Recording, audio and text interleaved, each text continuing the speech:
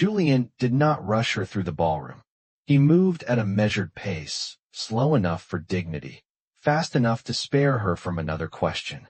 Evelyn could feel every eye following them, 100 polished strangers pretending not to stare. His sleeve was warm beneath her fingers. Her hand, embarrassingly cold. When they reached the marble corridor outside the ballroom, the noise softened behind closed doors. She let go of his arm at once. "Thank you," she said, breathless from more than walking. "I am sorry you got dragged into that." A faint smile touched his mouth. "I stepped in on purpose." That is the opposite of dragged. Up close, he looked less untouchable than he had across the room. There were tired lines near his eyes, the kind earned from long nights and too many responsibilities. He glanced toward the ballroom doors. "Your family always hosts events this warm?" She laughed before she could stop herself. The sound surprised them both. Usually warmer. Tonight they were performing for donors. "Then they forgot the audience," he said. A young assistant hurried down the corridor carrying a tablet.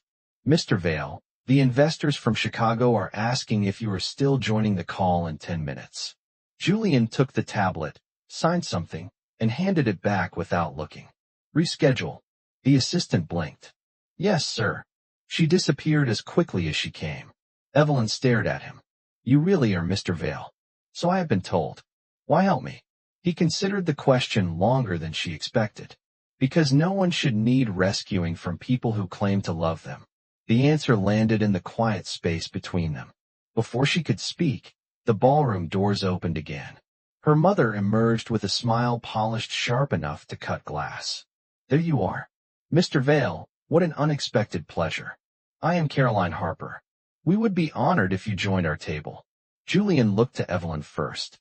"Only if your daughter wants me there." Her mother's expression flickered for a second. Evelyn noticed. For once, someone had asked what she wanted before deciding for her. She should have said no. She should have ended the lie before it took another breath. Instead, she heard herself say, 5 minutes. Her mother beamed as if she had arranged the entire scene. At the table, everything had changed. Her father stood to shake Julian's hand with both of his. Vivian straightened her necklace and laughed too brightly at things no one had said. Even Grant, newly arrived in a navy tuxedo, softened his grin into something strategic. "Mr. Vale, I have heard a lot about you."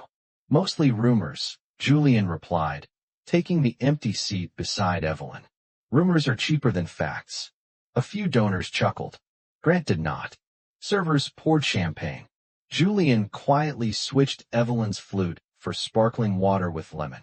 He had noticed she had not touched a drop all night. No one else had. Her father folded his hands.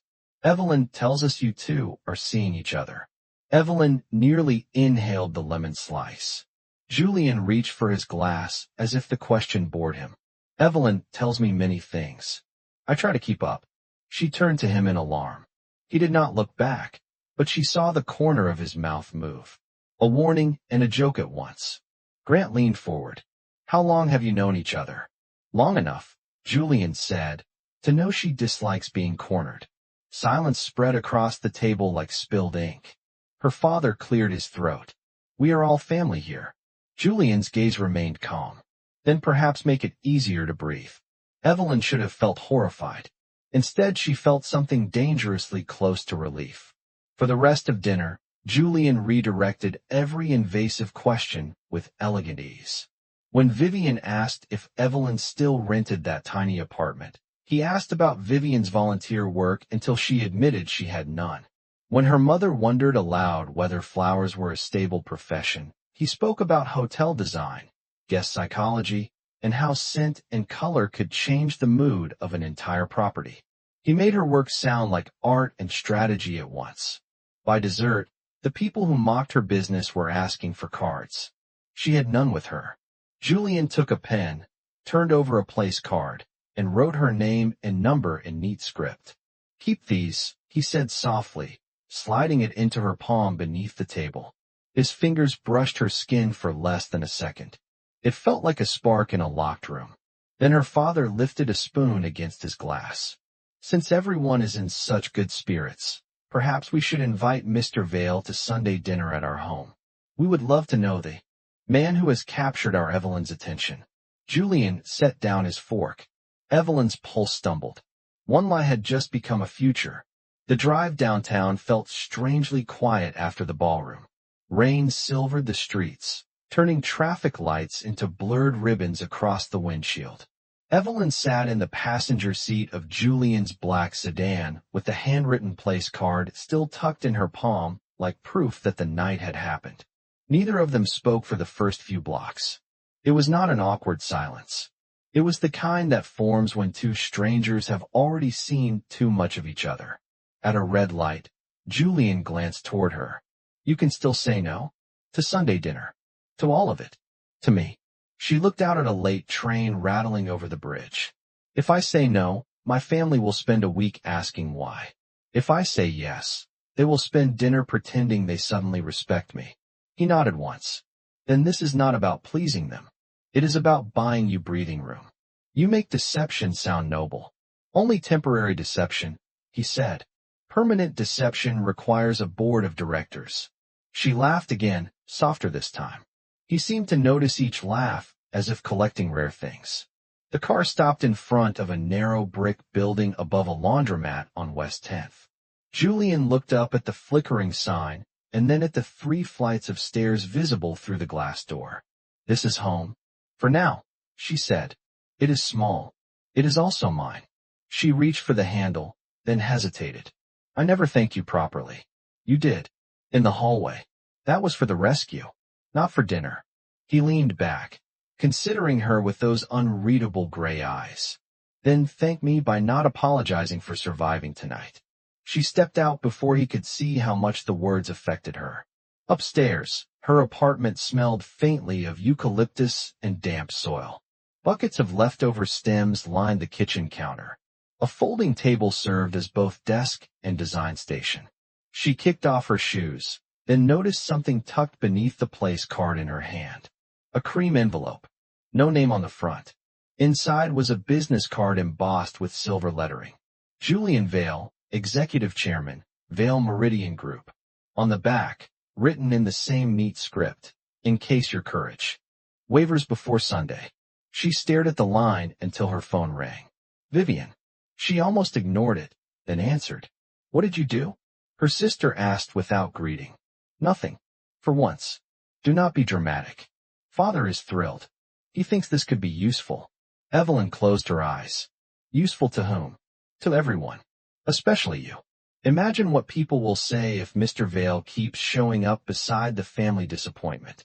The line went dead before Evelyn could reply. She slept badly. In dreams, the ballroom doors kept opening and closing while everyone inside forgot her name. By morning she was back at work, wiring ranunculus into a spring arrangement for a brunch wedding at the hotel. She had almost convinced herself last night belonged to another version of her life when the service elevator opened and Julian stepped out carrying coffee. Not escorted, not announced, just a man in rolled shirt sleeves standing among flower buckets. You found the basement, she said. I own the basement, he replied, offering her a cup. No sugar. Oat milk. She blinked. How did you know that? You ignored the dessert card and stared at another woman's latte for 7 seconds. It seemed urgent. She took the cup, smiling despite herself. He looked around the cluttered workspace with open curiosity, not the polite discomfort rich men often wore in ordinary places. You built all this alone, piece by piece. The rent comes with occasional mice and excellent natural light. He stepped closer to a damaged calla lily lying on the table, its stem bent nearly in half. Most people would throw it away, she said. Most people hate patience. He found a narrow glass bottle, filled it from the sink, and rested the flower inside with careful hands. Not everything bent is ruined. She remembered the line from the ballroom and felt something shift quietly inside her. A chef pushed through the swinging doors asking for centerpieces. Staff hurried by. The world resumed around them. Yet the small room felt set apart from time. Julian checked his watch. I have 8 minutes before a financing call, and 4 unreasonable people waiting to disagree with me. I need one answer first. Are we doing Sunday? She should have said no. Instead, she heard herself ask, what exactly are the rules of pretending to date a man like you? His gaze held hers a beat too long. That depends, Evelyn. What are the rules for not falling for one? Julian did not answer her question right away. He took the paper sleeve off his coffee cup, folded it once, and set it on the table beside the rescued calla lily, as if arranging his thoughts first. Then he said, Rule 1. Either of us can end this at any time. Rule 2. No lies that can damage your life after it is over. Rule 3. If your family becomes cruel, we leave. No discussion. Evelyn crossed her arms. That sounds less like pretending and more like a hostage negotiation. I have chaired both kinds of meetings, he said. She smiled before she meant to. It was dangerous how easily he made the room feel lighter. He checked his watch again. Sunday at 6. I will pick you up. Or whatever makes you feel like yourself. That may be the first terrible fashion advice I have ever heard from a billionaire. I contain multitudes. He started toward the elevator, then paused. And Evelyn, if you decide not to do this, call anyway. I would like to know you outside emergencies. After he left, she stood very still in the flower room, holding cooling coffee and a sentence she did not know where to place. Sunday arrived too quickly. Rain washed the city clean all afternoon, leaving the sidewalks bright and damp by evening. Evelyn changed clothes 4 times before settling on a navy dress she had bought secondhand for a client gala years ago and never worn herself. It fit simply, no glitter, no apology. She almost added the pearl earrings her mother once gave her, then set them back in the drawer. At 6 sharp, headlights slid across her window. Julian waited downstairs beside a charcoal sedan, no driver tonight. He wore a dark coat and an expression that softened when he saw her. Good, he said quietly. You ignored every trend report in America. She looked down at herself. Is that approval? It is relief. He opened the passenger door. On the drive to her parents' house, they built the outline of a relationship that did not exist. How did we meet? Hotel lobby, she said. Too predictable. Fine. Coffee shop. You corrected my order. I would never. You absolutely would, he said. She laughed. They decided on a bookstore where he reached for the same novel she was buying for $1 from the clearance shelf. They had argued over the ending, then gone to dinner. First date was tacos. Favorite thing about each other remained unanswered. Neither of them seemed eager to invent that part. Her parents' home rose behind iron gates and old maple trees, all stone columns and expensive symmetry. Julian glanced at the house, then at her hands clasped too tightly in her lap. Nervous? I know where every floorboard squeaks, and which smile means trouble. That is not an answer. Yes, she admitted. He offered his hand between the seats, palm up, the same quiet gesture from the dinner table. She placed hers in it for 3 breaths before the gate opened. Inside, the house smelled of polished wood and candles no one lit for warmth. Her mother greeted them in silk and surprise carefully disguised as charm. Mr. Vale. Julian, please. You have a beautiful home. My father believes compliments are cheaper than renovations, Caroline said. Julian's eyes flicked to Evelyn. Then he and I already disagree on value. In the dining room, her father stood beside the fireplace with 2 men in tailored suits and Grant near the bar. Introductions came with the smoothness of strategy. These gentlemen are advising on our downtown redevelopment initiative, Harold Harper said. We were just discussing community transition. Evelyn knew that phrase.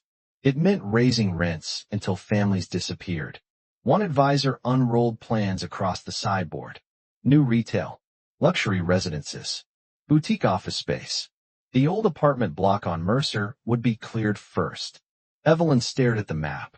Mercer Street held Mrs. Alvarez, who grew tomatoes on a fire escape. Mr. Benson, who tipped with peppermints because he was lonely. The retired teacher whose husband still received birthday flowers from Evelyn every June. Cleared first sounded colder than eviction somehow. Julian's voice remained mild. And the current tenants.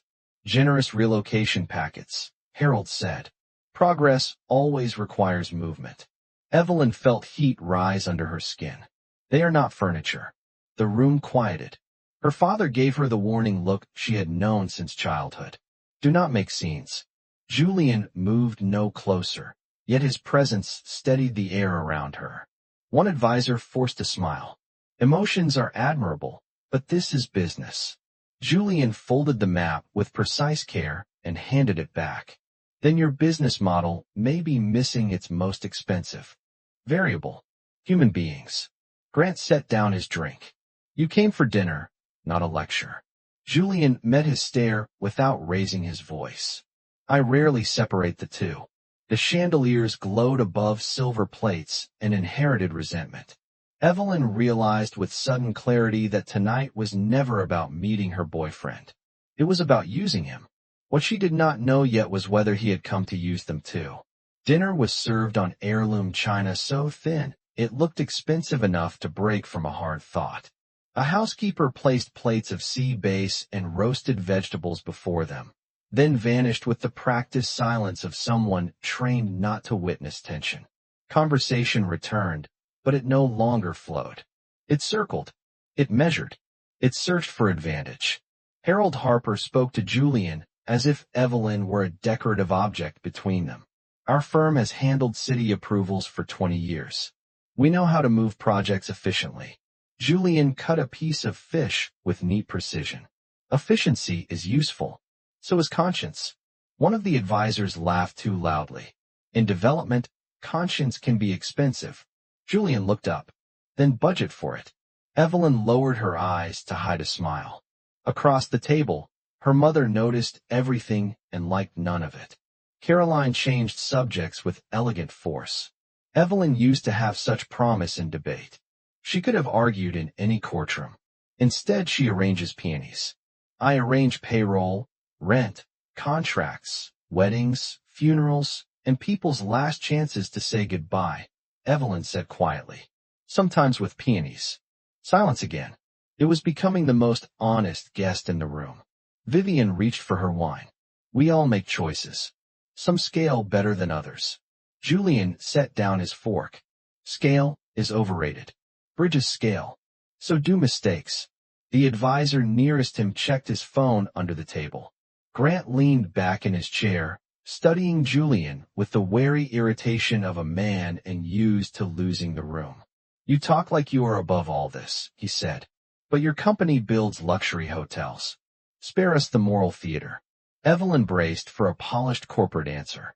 Instead, Julian nodded once. Fair criticism. Then he surprised everyone, including her. 5 years ago, I approved a waterfront project that displaced 300 tenants. Legal. Profitable. Celebrated in magazines. I still think about the letters I never answered. The room shifted. People expected arrogance. From wealthy men, not confession. Harold's eyes narrowed. Then you understand progress requires difficult choices. No, Julian said. I understand success without accountability becomes cowardice with better tailoring. No one touched dessert when it arrived. After coffee, Caroline insisted on a tour of the garden room, where family portraits lined the walls in heavy gold frames. Evelyn hated that room. Every photograph looked expensive and unlived in. Her childhood smile in one picture had been requested 6 times before it satisfied the photographer. While the others drifted toward the terrace, her mother stopped her near the piano. You need to be careful, Caroline said under her breath. Men like him do not choose girls like you for long. Evelyn kept her voice level. Then it is fortunate I did not ask to be chosen. Do not be clever with me. I am trying to protect you from embarrassment. You never protect me from anything that causes it. Her mother's face hardened, but footsteps approached before she could answer. Julian entered carrying 2 untouched cups of coffee. I seem to have interrupted diplomacy, he said. Caroline smiled instantly, transformed by company. Not at all. She glided away. He handed 1 cup to Evelyn. You do not drink coffee after 8. She blinked. You remembered. You told me in the car. You only mention small truths when they matter. They stepped onto the terrace where rain still clung to the stone railings in silver beads. Beyond the trees, city lights shimmered like distant ships. For the first time all evening, no one watched them. Evelyn exhaled. I hated this house when I lived here. It was beautiful and somehow always cold. Julian leaned against the railing beside her. Some buildings are designed for admiration, not comfort. She turned to him. Did you mean what you said in there? About the letters. He did not pretend to misunderstand. Every word. Why tell them?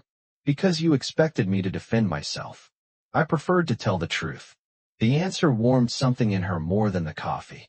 From inside came laughter, then the faint clink of glass. A family resuming performance. She stared at the wet garden paths below. Did you come tonight because you wanted to help me? Or because you wanted leverage against my father's project?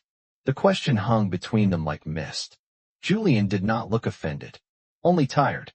Both, he said at last. I noticed what they were doing to you. I also knew Harold Harper was tied to Mercer Street. I intended to ask questions. Then I met you, and the strategy became complicated. Honest again. That should have hurt more than it did. Instead, she found herself trusting him for refusing the easy lie. Before she could answer, the terrace doors opened. Grant stepped out with a folder in his hand and a smile sharpened by opportunity. Since we are all being truthful tonight, he said, perhaps Evelyn should see what her boyfriend has been investigating behind her back.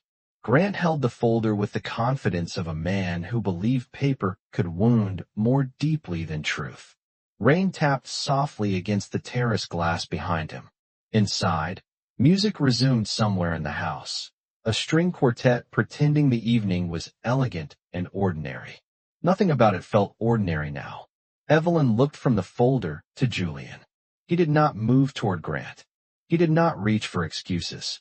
That unsettled her more than denial would have. Grant opened the cover and removed several printed pages. Public records. Meeting schedules. Preliminary land surveys. Your devoted guest spent the last month reviewing Mercer Street ownership, zoning appeals, and tenant vulnerabilities. He slid one page toward her. There was Julian's company logo in the corner. Evelyn read enough to feel her stomach tighten. Dates. Notes. Acquisition scenarios. Contingency models. She lifted her eyes slowly. You were planning to buy the block. Julian answered without hesitation. I was planning to stop your father from buying it first. Grant laughed. Convenient distinction. Harold and Caroline appeared in the doorway, drawn by the scent of scandal. Vivian lingered behind them, eager and worried in equal measure. Her father took in the pages and straightened like a man seeing his preferred battlefield. So that is why you came. Not for my daughter. For leverage. Evelyn wanted someone to lie. She wanted one simple sentence that would let her keep the strange, fragile trust forming between them. Instead, Julian said, I came for both reasons. The honesty struck harder than deception. Her father folded his arms. At least one man here admits strategy. Evelyn set the papers back on the table with careful fingers. If this was business, why keep it from me? Because I did not know what was yours and what was theirs. Julian said, because I did not want to use you for access. Because the longer I knew you, the less useful any of this felt. Harold scoffed. Spare us the poetry. Grant stepped closer to Evelyn, voice lowered in false concern. This is what powerful men do. They see a weakness and call it romance. Julian's gaze sharpened, but his tone remained level. Step back, Grant. No threats. No raised voices. Just certainty. Grant did step back. Even he heard it. Evelyn looked at the city lights beyond the terrace and fought the old familiar feeling of being handled from every side. Her father wanted obedience. Grant wanted advantage. Julian wanted justice, perhaps, but he had still entered her life with a plan in his pocket. She was tired of being the room where other people negotiated. I need air, she said. You are outside. Vivian murmured before falling silent under their mother's stare. Evelyn walked past them all and down the side path into the wet garden. Hydrangeas bowed heavy with rain. Stone lanterns glowed along the walkway.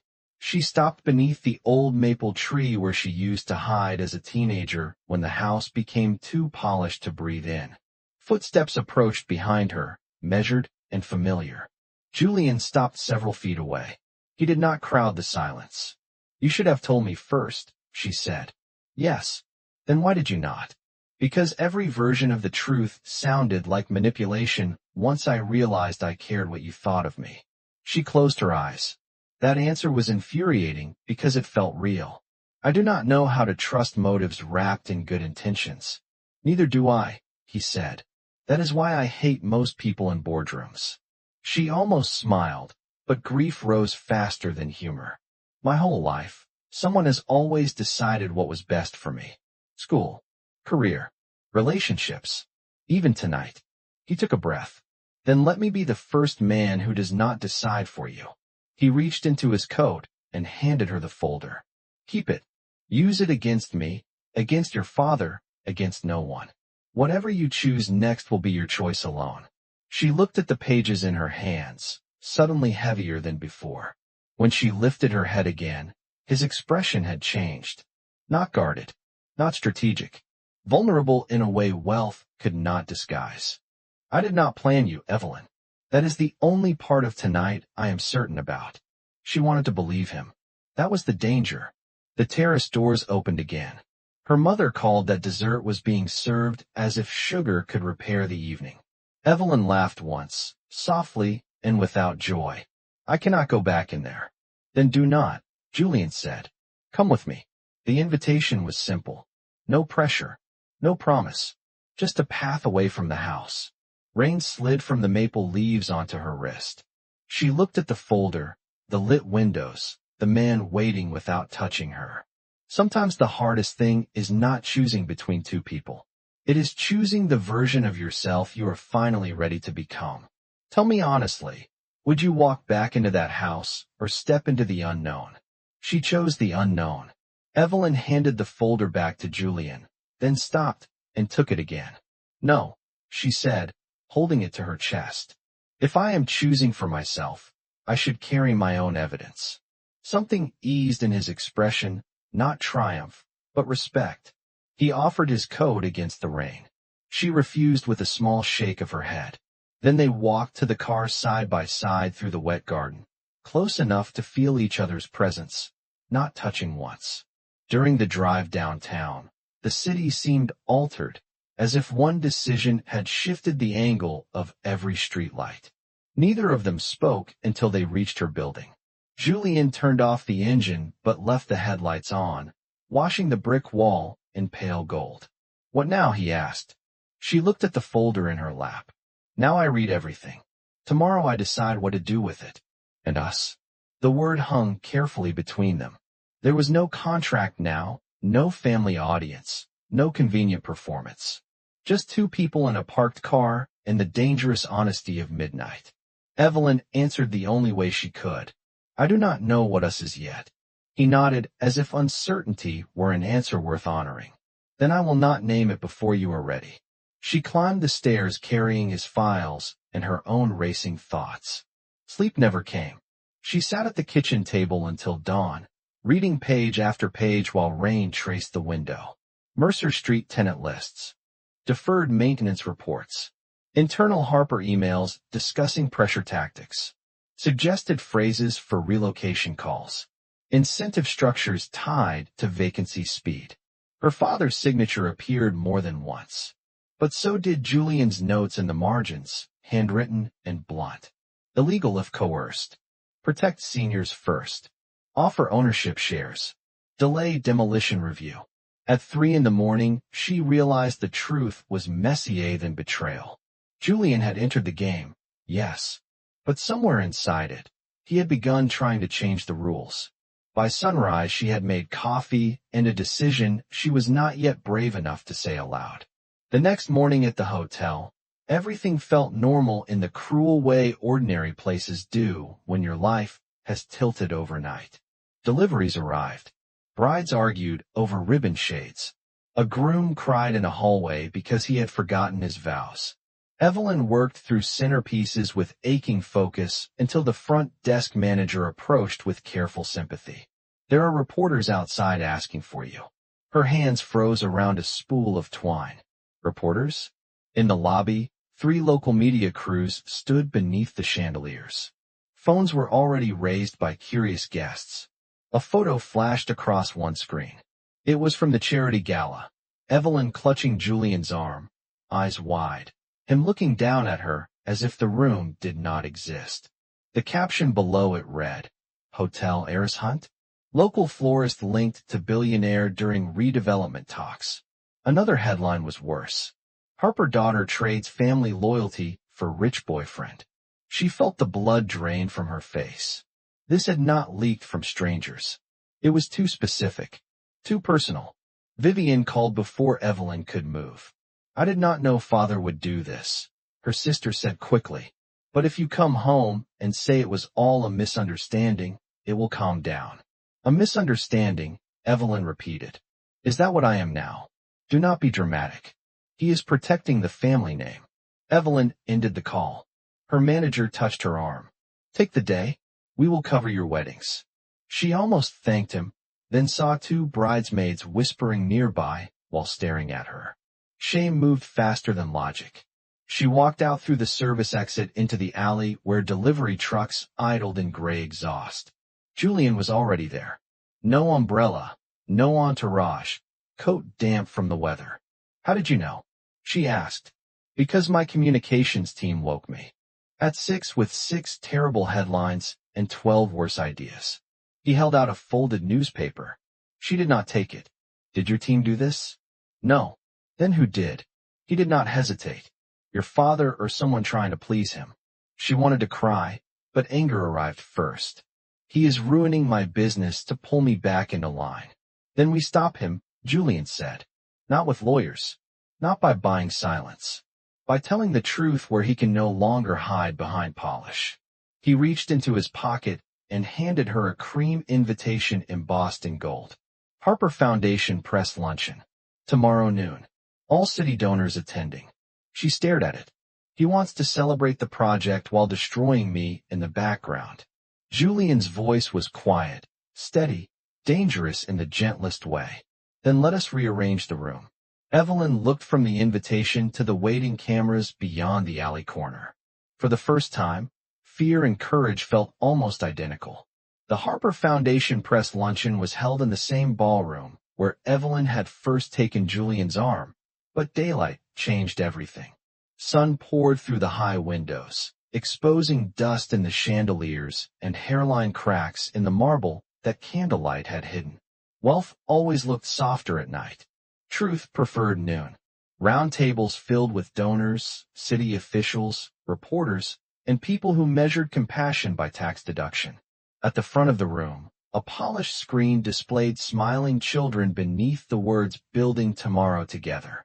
Evelyn almost laughed at the cruelty of branding. She stood near the service entrance in a cream blouse and dark slacks, not dressed to impress, only dressed to remain steady. Julian adjusted the cuff of his jacket beside her. "Last chance to walk away," he said quietly. She kept her eyes on the stage. "Last chance for you to stop rescuing women with microphones." "I am not rescuing you. I am carrying extra batteries." Against her will, she smiled. It lasted 1 second and gave her more courage than any speech could. Harold Harper opened the event with practiced warmth.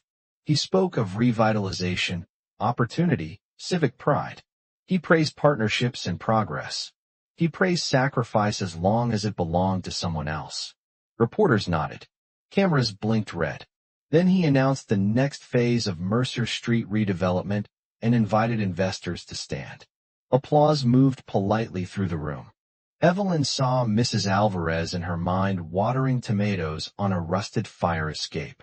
She saw the retired teacher counting pills beside a window that might soon belong to no one she knew. Harold raised a glass. "Before we continue, I would also like to address unfortunate rumors involving my daughter. Private misunderstandings should never distract from public good." There it was. Her life reduced to housekeeping between courses. Julian did not move. He simply looked at her once, the way he had in the alley. Your choice. Evelyn stepped forward. Her heels sounded louder than applause on the ballroom floor. Confusion rippled through the room as she climbed the stage stairs. Harold's smile froze, still visible, but no longer alive. Evelyn, he said softly into the microphone, not now. She took the second microphone from its stand. Actually, now is perfect. A hush settled, so complete she could hear the refrigeration hum from the kitchen doors. She had dreamed of confronting this room 100 times, always with sharper lines, fiercer posture, less shaking in her hands. Instead, she had only her real voice. My father is right about one thing, she began. Private misunderstandings should not distract from public good. So let us discuss the public part. On the screen behind her, the smiling children vanished. Julian had reached the control booth without anyone noticing. In their place appeared scanned emails, tenant lists, incentive charts, internal phrases like pressure conversion and vacancy acceleration. Murmurs spread instantly. Harold stepped toward her. This is stolen material.